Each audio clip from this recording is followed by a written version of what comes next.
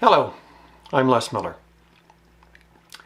I'm just getting ready for church here and decided to make a short, quick video before I go to talk about something that happened last weekend. I was turning on YouTube in the morning as I was getting ready and noticed that one of the big churches with the, how to say it? Well, the big name speakers of my particular denomination putting on a creation evolution seminar was all Friday night, 2 meetings, and then, I don't know, 5 or 6, I didn't count, meetings all day Sabbath. I've watched already, I think about 5 of them, maybe 6, and again, gotten a lot out of them, enjoyed them in many ways, and not against them as an individual church or an individual group, but I just find the overall approach and premise Christians have toward the creation evolution debate, to me, is just inadequate. As much as we can turn around and find all kinds of scientific reasons to show how inconsistent and strange evolution really is, by coming at the situation by saying basically here's what's wrong with them, that doesn't really prove God. That, in fact, I remember years ago talking to some friends who, in their minds, they live in the modern world. David was one, Don was another. Don himself told me literally, pretty much word for word, it's not that he wasn't that closed to Christianity and spiritual things, but he just found it distasteful in general with the approach we take. And to me, when we're doing this, then we're really giving away a kind of insecurity, as if deep down the challenge evolution has given has really shaken us. Myself, that never happened. I was in grade 8 in junior high school here in Canada and taking science class, learning about geology, learning things about the age of the earth, and then of course reading Reader's Digest books and magazines and TV shows about science, and of course all kinds of drama and fiction about the dark ages in movies and TV shows, and just coming up with this overall idea that most people believe today, that we live in this modern enlightened world and that every other point of history was backward and full of superstition. About the same time, I'm in grade 8 science class. My local church gave me a Good News Bible, very similar to this one, that I read cover to cover over the course of about 6-7 years, just a page at a time.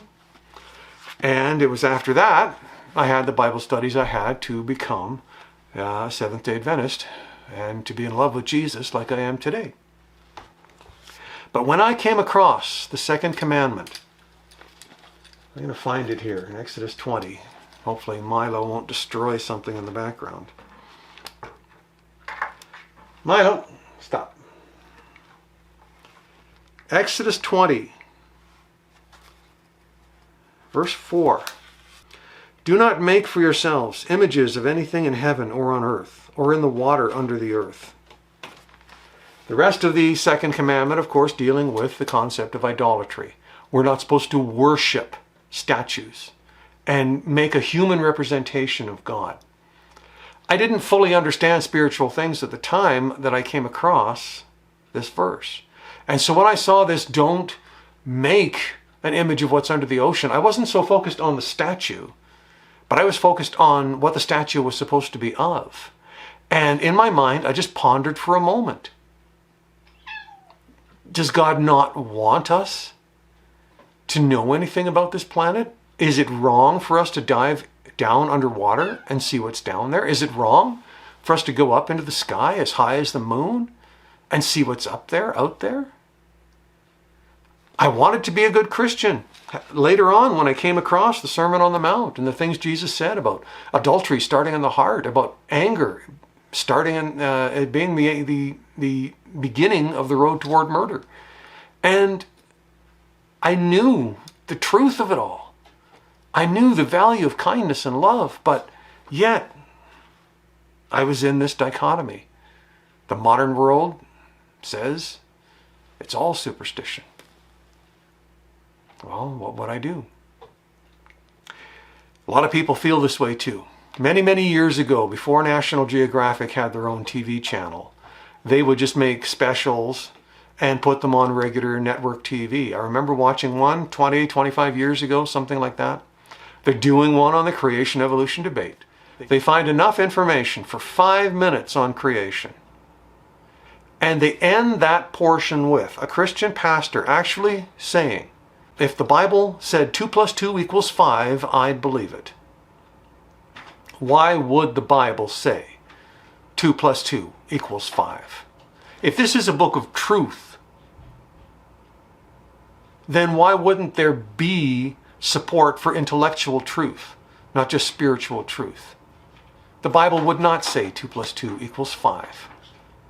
But this is the problem. There's deep down this underlying doubt in so many people's hearts and minds who claim to believe in God. Their faith is just not big enough, pure enough.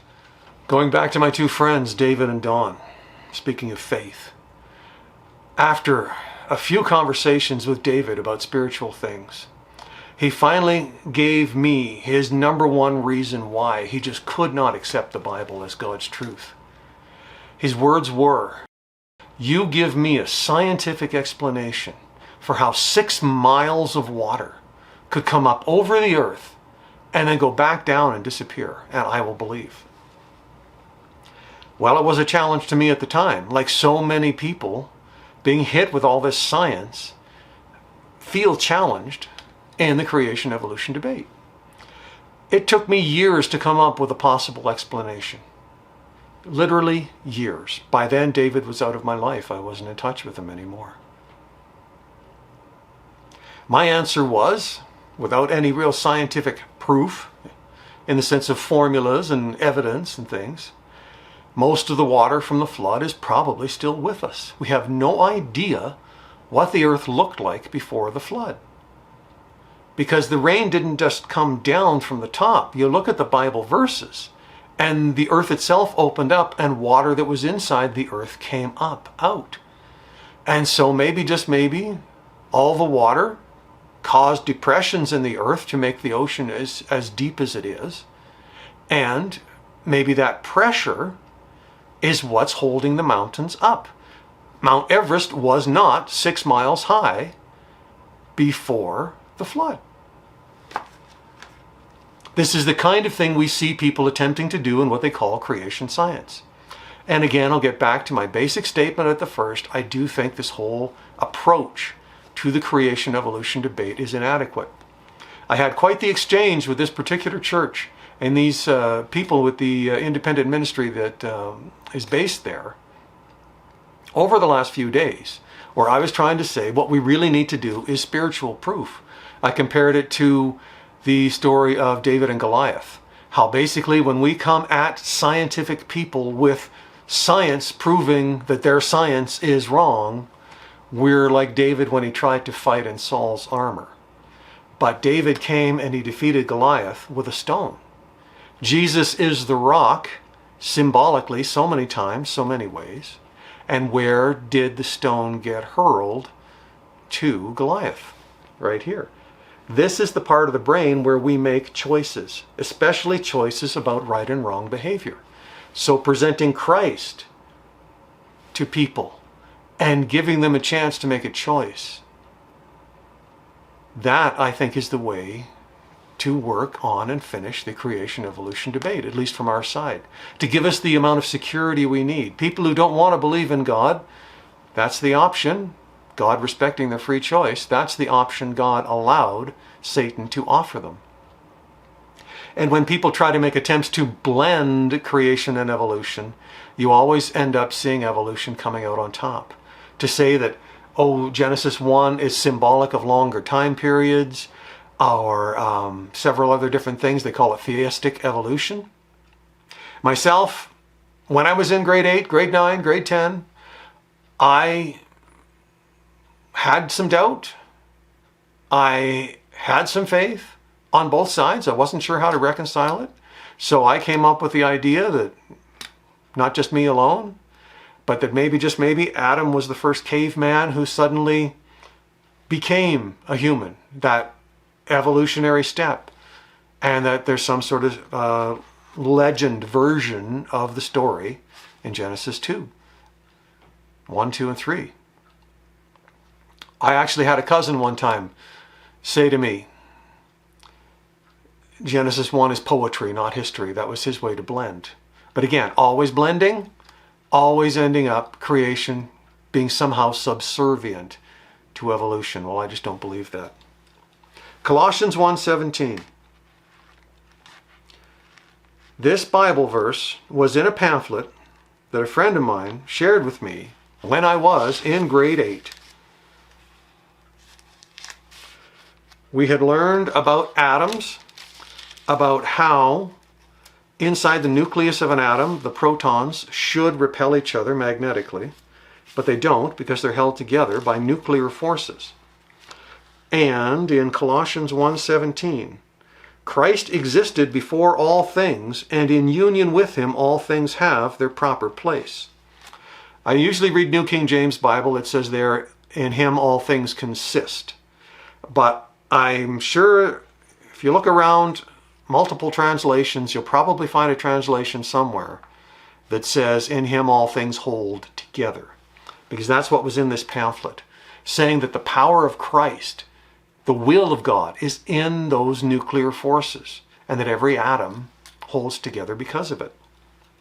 For my personal journey in pondering the second commandment, as I did, it was a lot of things I was going through at the time, and I realize now, looking back, what it really was that I was afraid to grow up, which is a totally different part of my spiritual journey that I really haven't gotten much into.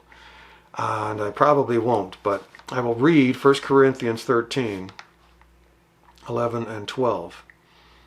When I was a child, my speech, feelings, and thinking were all those of a child. Now that I am a man, I have no more use for childish ways. What we see now is like a dim image in a mirror. Then we shall see face to face. What I know now is only partial. Then it will be complete as God's knowledge of me. So yes, we will have a chance to have knowledge. We do have a chance to have knowledge. And we have a chance to have knowledge in this life as well. That's a promise for heaven. A full and complete knowledge of everything in spiritual things, who God is, by also understanding who we really are and the contrast. But there is nothing wrong with going under the water, going up in the air, if you take God with you when you go. Evolution doesn't want to take God, so evolution looks for evidence God's not there, and what do you know? Evolution finds it. Deuteronomy 29:29. There are some things that the Lord our God has kept secret, but he has revealed his law, and we and our descendants are to obey it forever. I think there's better translations of this version of this verse. But the point of learning about the natural world, what he does reveal, is to understand him better. If we want to, we can find him there. But there are some things, no. He'll never tell us how he can cause matter to come into existence simply by speaking. And if science is going to try and find that out, science is going to be wasting its time. After only 2 pamphlets as a kid, from grade 8 through to grade 12, one by my friend, one by my grandfather, not a major, huge, detailed scientific challenge of evolution, enough to plant doubt in my heart. I became a creationist not because of those pamphlets, but because of the spiritual proof in the Bible that God gave me. One of those spiritual proofs, Micah 7:19. You will be merciful to us once again. You will trample our sins underfoot and send them to the bottom of the sea. To remove our guilt so far from us. And when I was 20, the stupid things I did, how defiled I felt within my mind and my heart. I just know his ability to forgive me is so perfect, so pure, so complete. The value of the cross, the restoration to innocence that he can give you is just so much more than anything I could ever find in a textbook, in a science class. Luke 4:16, the other proof of creation. Then Jesus went to Nazareth, where he had been brought up, and on the Sabbath he went as usual to the synagogue. He stood up to read the scriptures. The seventh day Sabbath, instituted in Genesis 1 and 2, at the end of the creation week, is God's true Sabbath, the revelation of himself on his true Sabbath. If you keep the Sabbath rather than Sunday, understanding the forgiveness he's given you, no amount of scientific proof will ever challenge you again. That's all the proof I need. That Jesus worked in my life to forgive me of my sins. That a connection with him on the true Sabbath, which I'm about to do as I go to church. That's all the proof I need. And I'm 100% secure as a creationist. It's possible to be a creationist and live in the modern world. I'm going to put a link on the end screen to a playlist of videos that this video will be on. That's all about my take on the creation-evolution debate. Not one word of scientific proof will be given. All spiritual proof. A whole bunch of videos. I ask you to watch them. And may God be with you. Thank you for listening.